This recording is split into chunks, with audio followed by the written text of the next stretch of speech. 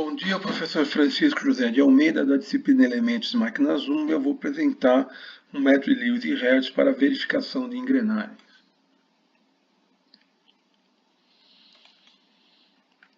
Muito bem, nós fazemos duas verificações no dimensionamento de engrenagens.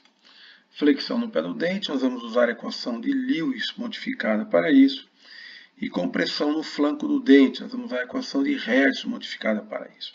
Há uma terceira verificação, que é engripamento do dente por insuficiência de lubrificação. Nós não vamos fazer essa verificação nessa disciplina, porque lubrificação é uma disciplina específica. Então, nós não vamos avançar na outra disciplina. Muito bem, a equação de Lewis que ele desenvolveu é que a força no dente, dividido pelo módulo, dividido pela largura da engrenagem, é a tensão de flexão. Só que essa equação, na verdade, foi descoberto, foi visto, foi verificado, que ela não produz resultados que chegam com os valores reais. Então, o que se fez? Como o conceito é bom, se fez o que se faz sempre em engenharia quando tem um conceito bom, mas os números não batem com a realidade. Foram acrescentados coeficientes práticos de correção para que essa equação tivesse resultados mais próximos da realidade. Então, a equação de Lewis modificada para dentes retos. Então, verifica a tensão de flexão no pé do dente.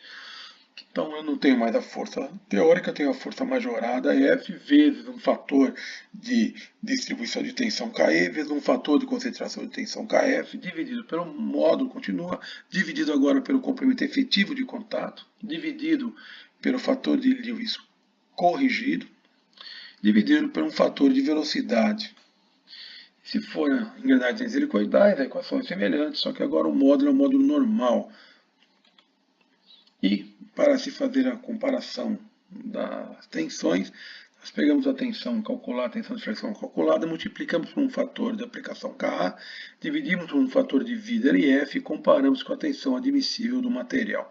Então, tudo que está em vermelho aí são coeficientes, são fatores práticos que foram incluídos na disciplina para que os valores, na equação, para que os valores dessa equação se aproximem da realidade.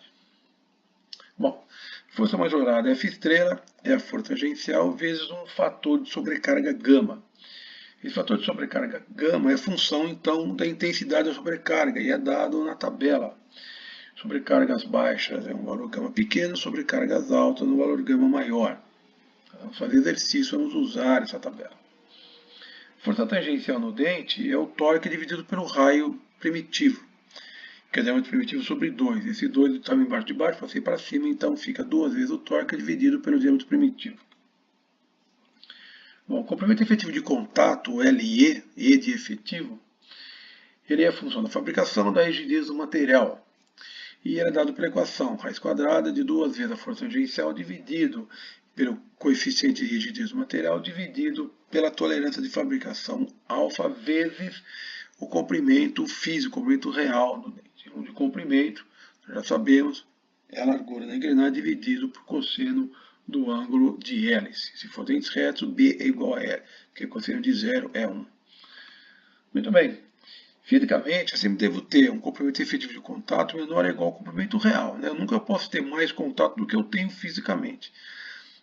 Então, se eu fizer essa conta do LE e der um número maior do que B, eu devo usar no limite o valor de B, porque eu não posso, como eu disse, ter um contato maior do que o real, do que o efetivo, do que o físico. Muito bem. A constante de rigidez, coeficiente de rigidez para aço é 5 vezes 10 a quinta kg/força por milímetro.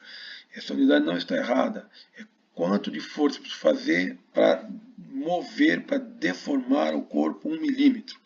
Então, para o aço, o valor é esse, um valor bem alto. E a tolerância de fabricação, alfa, é função da fabricação, dado na tabela 6. Então, temos aqui uma média qualidade de fabricação alfa é maior, ou seja, eu aceito um erro maior, altíssima qualidade de fabricação, o alfa é menor, ou seja, eu aceito um erro menor.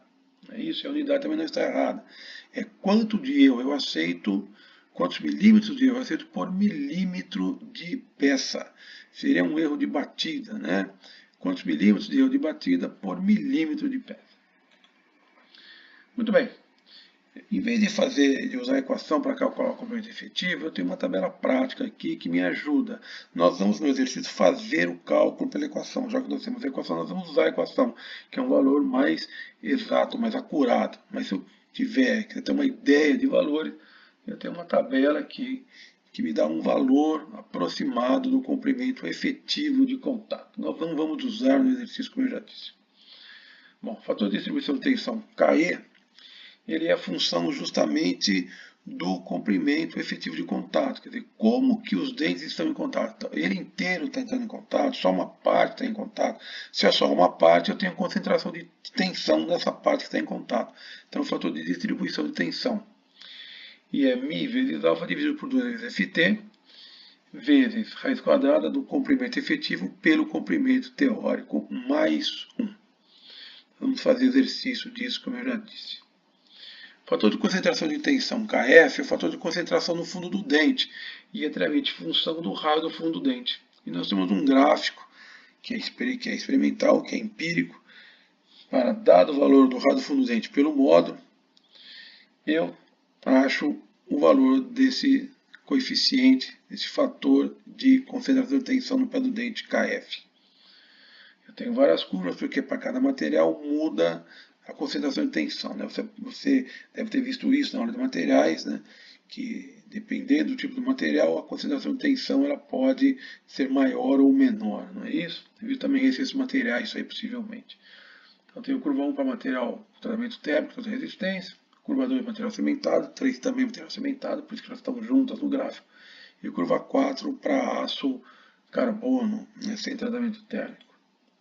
Bom, o coeficiente de forma de Lewis corrigido, YC, é o coeficiente de Lewis tabelado vezes o grau de comprimento total, que nós já vimos no outro capítulo.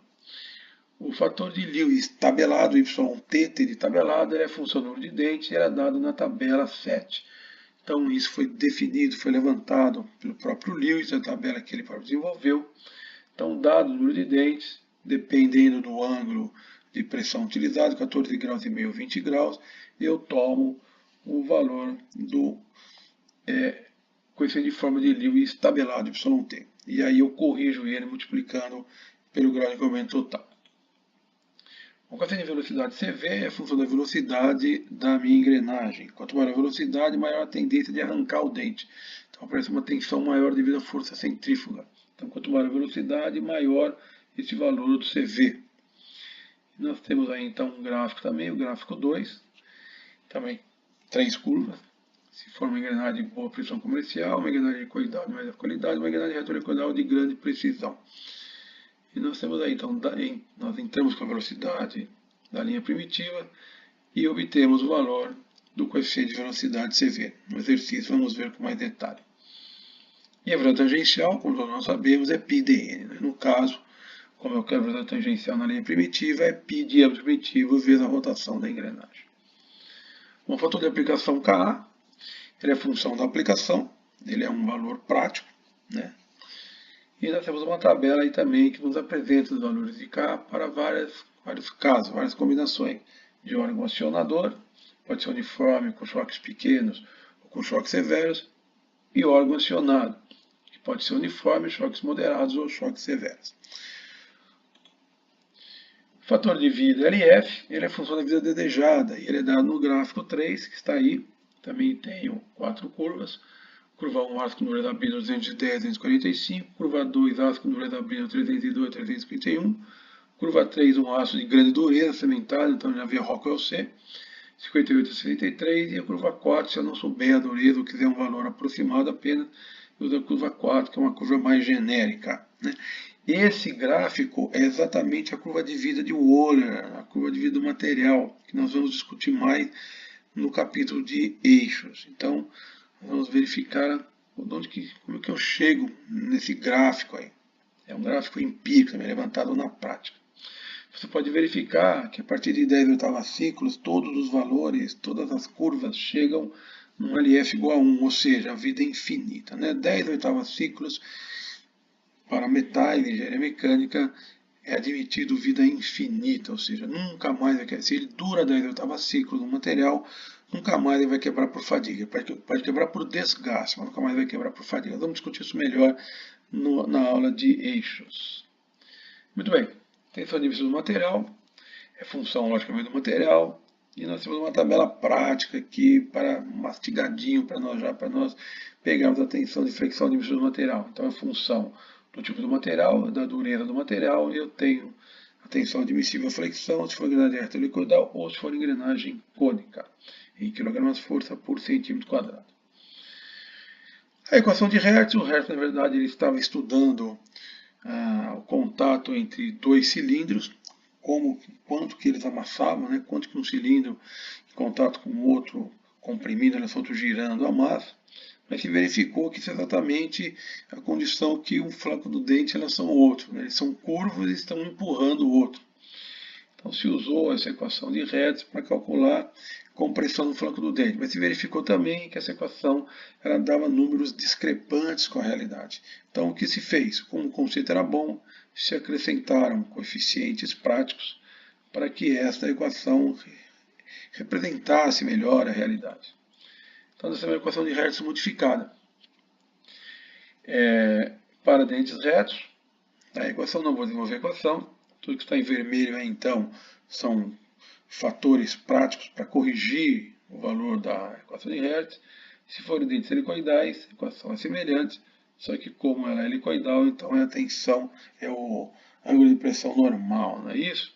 E a comparação, eu pego essa tensão de compressão, multiplico por raiz do fator de aplicação, dividido pelo fator de vida A compressão, porque isso aí é o problema de compressão, e aí comparo com a tensão admissível do material A compressão. Muito bem, o fator de vida compressão LFC é função da vida desejada também e é dado na tabela. Quanto maior o número de ciclos desejados, menor o valor do LFC, não é isso? Muito bem. Nós também discutir isso mais, é aquela curva de vida, não é? É o mesmo conceito. E a tensão admissível compressão também tem uma tabelinha bem prática, em que, dado o material e a dureza dele, eu consigo estimar a tensão de compressão admissível do material.